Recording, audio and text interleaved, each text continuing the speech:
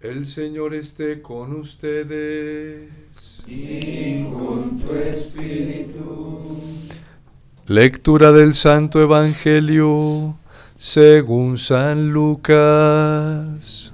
Gloria a ti, Señor.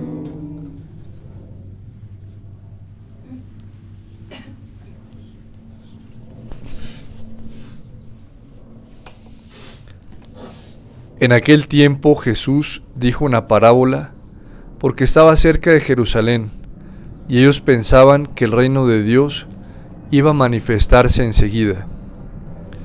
Dijo pues: un hombre noble se marchó a un país lejano para conseguirse el título de rey y volver después.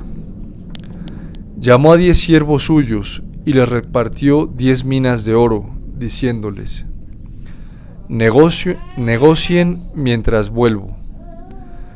Pero sus conciudadanos lo aborrecían y enviaron tras de él una embajada diciendo: no queremos que éste llegue a reinar sobre nosotros. Cuando regresó de conseguir el título real, mandó llamar a su presencia a los siervos a quienes había dado el dinero, para enterarse de lo que había ganado cada uno. El primero se presentó y dijo: Señor, tu mina ha producido 10. Él le dijo: muy bien, siervo bueno, ya que has sido fiel en lo pequeño, recibe el gobierno de 10 ciudades. El segundo llegó y dijo: tu mina, Señor, ha rendido 5.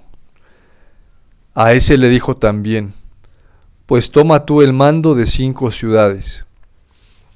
El otro llegó y dijo: Señor, aquí está tu mina. La he tenido guardada en un pañuelo, porque tenía miedo, pues eres un hombre exigente y retiras lo que no has depositado, y ciegas lo que no has sembrado. Él le dijo: por tu boca te juzgo, siervo malo. Con que sabías que soy exigente, que retiro lo que no he depositado, y ciego lo que no he sembrado. Pues, ¿por qué no pusiste mi dinero en el banco? Al volver yo, lo habría cobrado con los intereses. Entonces dijo a los presentes: quítenle a éste la mina y dénsela al que tiene 10 minas. Le dijeron: Señor, ya tiene 10 minas. Les digo, al que tiene se le dará, pero al que no tiene se le quitará hasta lo que tiene. Y en cuanto a esos enemigos míos, que no querían que llegase a reinar sobre ellos, tráiganlos acá y degüéllenlos en mi presencia. Dicho esto, caminaba delante de ellos, subiendo hacia Jerusalén. Palabra del Señor.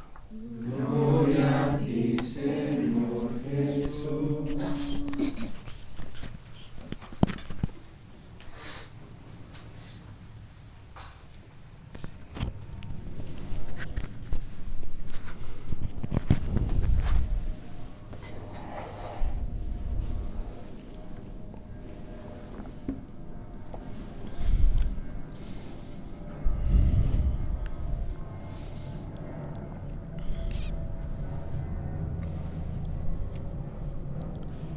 La vida misma nos enseña que todo lo que nosotros tenemos y de lo que hacemos uso es un don, un regalo gratuito de la bondad y del amor de Dios. Para reforzar esa verdad que es innata en nuestro corazón, llega la misma palabra de Dios como una revelación para decirnos que nosotros fuimos creados por Dios, a su imagen y semejanza, en puro amor, en pura bondad y en pura misericordia. Pero aún reforzando muchísimo más esa verdad, la misma palabra de Dios nos enseña que todo lo que tenemos a nuestro alrededor también son criaturas que Dios ha puesto para nuestro beneficio, para que nosotros descubramos más ese amor infinito, ese amor gratuito. Yendo muchísimo más adelante al Nuevo Testamento y a la manifestación de nuestro Señor Jesucristo, se nos dice que la vida se la debemos totalmente a Dios, porque habiéndola creado y habiendo fallado nosotros, no Él, porque Dios nunca falla, habiendo fallado nosotros, Dios nos ofrece una posibilidad de volver y retornar a Él, y no de la misma manera en la que se encontraba el hombre antes por su condición pecadora, sino en un nivel muchísimo más alto de perfección y de gloria.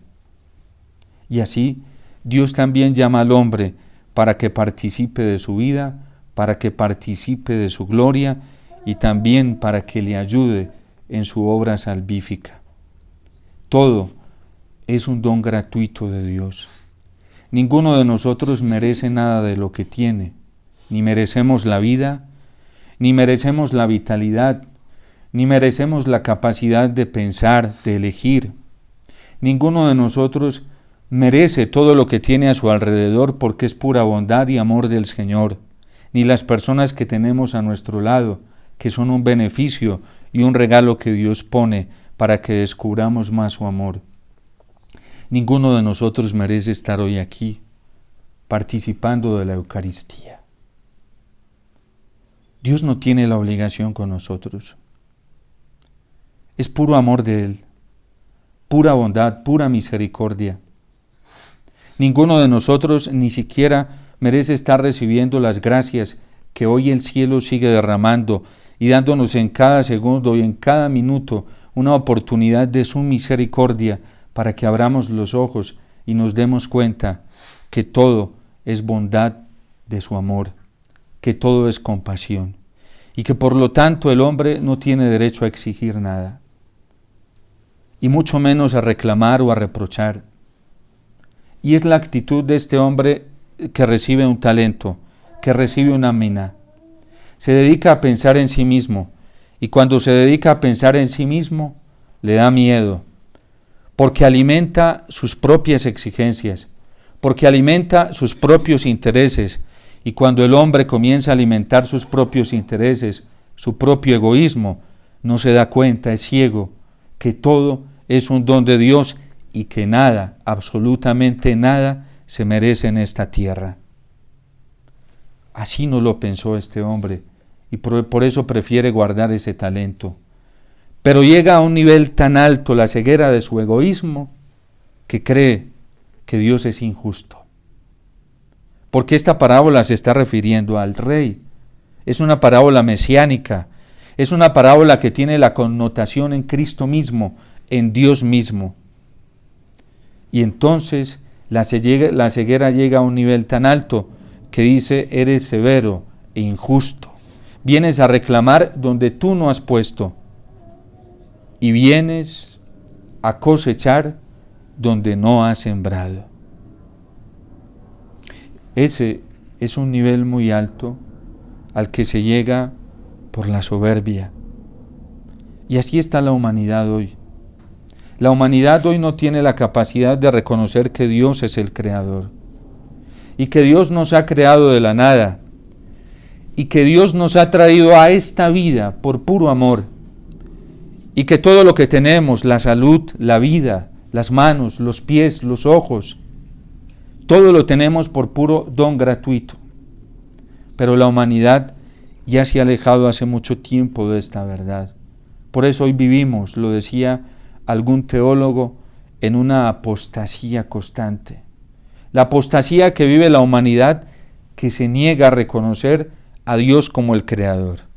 Quienes lo hacen explícitamente y lo confiesan explícitamente, pero aún un error muchísimo más dañino y más grande, quienes vivimos en la práctica esto. Cuando solamente alimentamos nuestro propio egoísmo, cuando no somos capaces de renunciar a nuestros derechos para reclamar los derechos que solamente se le deben a Dios en culto, en adoración, en entrega total a Él. Cuando no somos capaces de pensar y no tenemos la fuerza suficiente y la claridad para darnos cuenta que nuestra vida existe en función de Dios en primer lugar, y en función de los demás. Que ya no vivimos para nosotros mismos, que ya vivimos solamente para Dios y que si Dios nos está dando esta oportunidad, nuestra vida tiene que ser totalmente para Él y totalmente para los demás. Quien no vive para servir, no sirve para vivir. Y una vida anclada en el egoísmo está condenada a la perdición. Por eso tenemos que pedirle al Señor la gracia de tener la actitud del de los 10 talentos, de las 10 minas, que las pone a trabajar, no en función de sí mismo, sino en función de Dios y de los demás. Y por eso le trae el doble al Señor. O también de aquel que pone a trabajar las 5 que tiene. Podría haberse puesto a mirar al que tenía 10 de manera envidiosa, celosa y egoísta y no poner a trabajar, pero se dio cuenta que las 5 era una bendición muy grande de Dios y que tenía que ponerlas a reproducir y por eso trae otras 5 más. Si no vivimos para Dios y no vivimos para los demás, no servimos para este mundo y tampoco servimos para el reino de los cielos. Si no vivimos nuestra vida en función de los demás, así como vive Dios, tampoco servimos para la iglesia, tampoco servimos para la vida cristiana, tampoco servimos para vivir. Por eso el escriba se le acerca al Señor y le dice cuál es el más importante de los mandamientos. Amarás al Señor tu Dios con todo tu corazón, con toda tu alma, con toda tu mente, con todas las fuerzas de tu ser, y al prójimo como a ti mismo. Antes de pensar en nosotros mismos, sí que tenemos que pensar en el prójimo. Para nosotros los religiosos, la vida comunitaria, y así fue pensada desde los primeros siglos, se convirtió en una forma de martirio. De hecho, fue escogida así por los primeros que salieron a las cuevas, a los montes a vivir, y empezó la vida cenobítica, porque en la vida comunitaria la vida personal se pierde y se entrega por los demás. De hecho, es un martirio para nosotros los consagrados. Estar en una comunidad significa estar en función de los demás. No hay tiempo para pensar en sí mismo. Y cuando un religioso o una religiosa se dedica a pensar en sí mismo, se convierte en un problema para la comunidad, no en un regalo para la comunidad. Cuando un sacerdote no vive en función de las almas y no vive en función de la gloria de Dios, se convierte en un problema para la iglesia, se convierte en un problema para este mundo. Cuando en la vida matrimonial los esposos ya no son capaces de vivir en función de los demás y sobre todo de sus hijos, se convierten en un problema en su propia familia y en un problema muy grande para la iglesia. Cuando un laico bautizado no pone sus dones y sus talentos en función de los demás, se convierte en un problema y en una herida muy grande para el corazón de Cristo. Yo recuerdo al inicio de pandemia, recibí una llamada de nuestra fundadora y me dice: mi hijito, es hora de que dejes de pensar en ti mismo. A mí se me pusieron los vellos de punta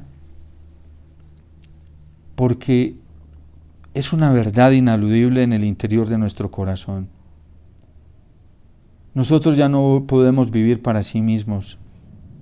Yo como sacerdote, yo ya no puedo vivir en función de sí mismo, en función de las almas, del pueblo santo de Dios. En la iglesia, el sacerdocio existe para el pueblo de Dios. Monseñor Alfonso decía que a nosotros los sacerdotes, en el juicio Dios va a ser muy severo, porque a nosotros no nos van a pedir cuenta ni de 1 ni de 5, nos van a pedir cuenta de 10 talentos. Y el día del escrutinio, cuando nosotros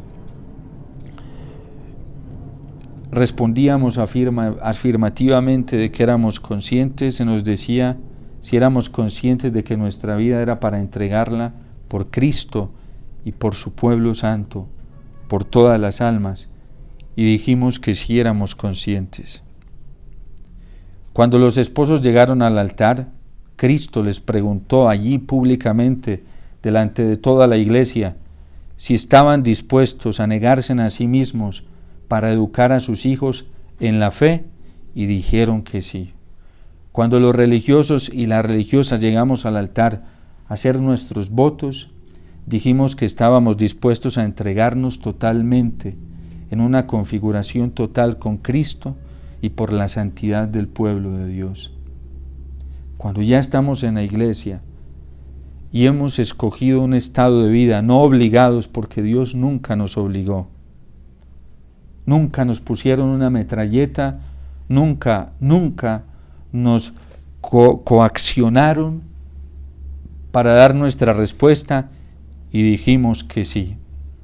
Este es un tiempo en el que la iglesia está reclamando ese testimonio de nosotros los cristianos, y como madre lo hace justamente. Este es un tiempo en que el mundo, en la apostasía y en la incredulidad que vive, reclama coherencia y testimonio de nosotros los cristianos. Bien lo advierte el Concilio Vaticano II en la Gaudium et Spes, que la fuerza del ateísmo hoy en el mundo, aunque no en su totalidad, en gran parte es por la incoherencia y el antitestimonio de nosotros los cristianos. San Pablo VI decía que el Evangelio había que enseñarlo más con la vida, con el testimonio, que con las palabras, porque este mundo estaba cansado de maestros. El Papa Benedicto XVI lo advertía también diciendo que era hora de renunciar a la palabrería y era un momento de dar testimonio, de ser coherentes. Si el mundo está agonizando, también es por culpa nuestra.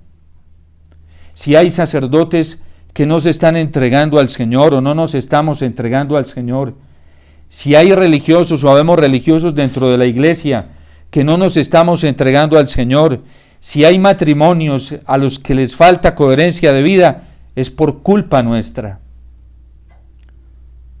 porque nos falta testimonio, porque no hemos sido capaces de identificar que todo lo que tenemos es un don gratuito del amor de Dios, y que en esta vida ninguno, yo el primero, ninguno de nosotros tiene derecho a exigir nada.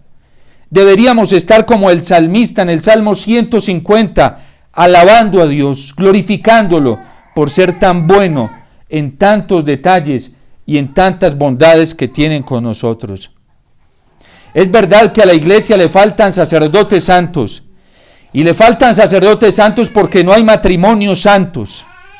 Si hubiesen matrimonios santos, hubiesen sacerdotes santos, hubiesen religiosas santas. ¿Cómo vamos a reparar nosotros tanto tiempo perdido? Unos cuantos años de vida de oración no son suficientes para reparar, quizás a lo mejor, compromisos que hemos hecho desde hace mucho tiempo con el Señor. Unos cuantos momentos de oración a mí como sacerdote no me son suficientes para reparar lo que debía haber vivido desde el inicio de mi sacerdocio. Unos cuantos segundos de oración no son suficientes para reparar lo que yo he debido vivir como religioso consagrado, como hijo del Fiat. Entonces este tiempo es propicio para morir de una vez por todas a nosotros mismos y darlo todo por el Señor y por las almas. Ninguno de nosotros tiene derecho a negarse, y las almas nos necesitan, y el mundo necesita nuestra coherencia de vida, necesita testimonio de Cristo. Y el Señor nos está suplicando hoy con su corazón adolorido que despertemos y que dejemos de encerrarnos en nosotros mismos. Y la iglesia nos suplica con el ardor más profundo de su corazón y nos pide que seamos justos, que nos demos cuenta que todavía no hemos dado a la talla de lo que hemos recibido.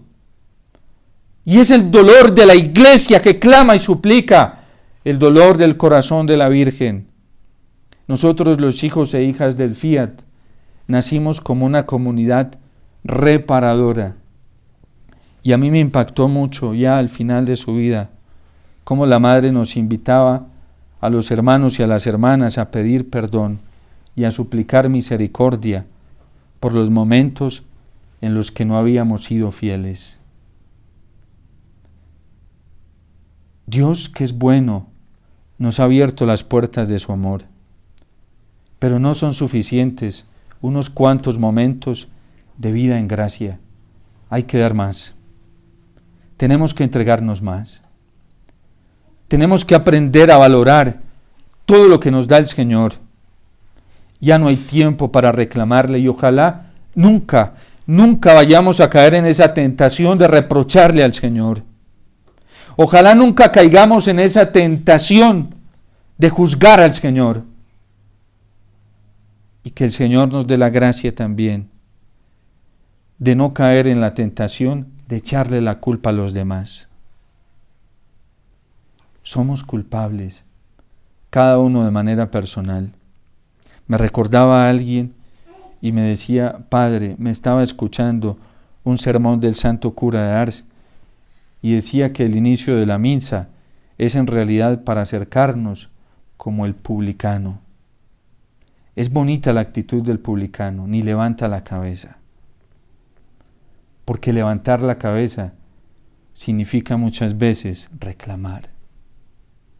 Con la cabeza en el piso, pide y suplica al Señor, ni se atreve a entrar porque no se siente digno de entrar. Ni yo soy digno de estar donde estoy. Ni yo soy digno de venir al altar. Ni Dios tiene la obligación conmigo. Y yo a veces pienso, tantos años de mi vida, 19 años que estuve lejos del Señor, y muchas veces se lo he dicho al Señor. Todo ese tiempo en ofensas a Él, en ofensas a los demás, y a lo mejor después también por la falta de conciencia y el amor propio. ¿Cómo reclamar? Dios es bueno. Hoy podríamos estar sin Eucaristía. Hoy podríamos estar sin sacerdocio. Hoy podríamos estar sin lugares en donde buscar la ayuda del Señor. Hoy podríamos estar como están muchos cristianos en otros lugares, sin la posibilidad de tener el acercamiento a su palabra. Hoy podríamos estar sin tantos beneficios, pero Dios es tan bueno. Dios es tan misericordioso. Dios es tan paciente. Su amor es tan grande por la humanidad, por nosotros, que nadie lo va a entender ni en esta vida ni en la otra. Cómo es capaz de desbordarse tanto en misericordia y de tenernos tanta paciencia.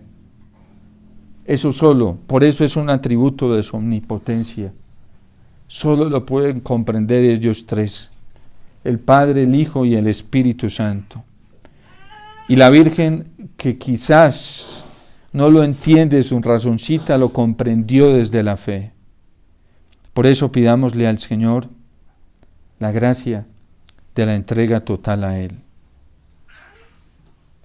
Vienen tiempos muy hermosos y oportunidades muy grandes de dar testimonio. Por nosotros mismos no somos capaces. Y si nos encerramos en nosotros mismos, el miedo nos va a poder. Y el diablo se va a aprovechar de eso. Y el mundo también. Pero si salimos de nosotros mismos y volvemos de cara al Señor, Él nos sostendrá y nos promete su ayuda, porque nunca falla, porque es fiel y porque aún el Señor cree en nosotros, porque aún sigue esperando en nosotros. Y por eso no tuvo la menor reserva de preguntarle a Pedro si lo amaba y de confiarle nuevamente la tarea. Dios espera de nosotros cosas grandes. Por eso estamos aquí. Y no debemos dudar. Y nunca pensemos como el de un talento, para que no nos quejemos después. Si nos dio 5, dice San Mateo, a cada uno según su capacidad, es porque ya nos dio la capacidad para entregarlo todo. En nuestras constituciones tenemos los hijos y las hijas del fiat como fin, conformar para el reino un ejército aguerrido y valiente, revestido de la armadura de Dios. Valentía pide el Señor, no la nuestra, la de Él, de su corazón y el corazón de la Virgen.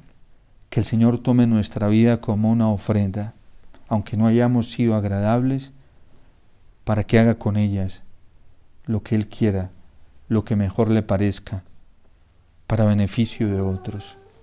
Dios te salve María, llena eres de gracia, el Señor es contigo, bendita tú eres entre todas las mujeres, y bendito es el fruto de tu vientre, Jesús. Santa María,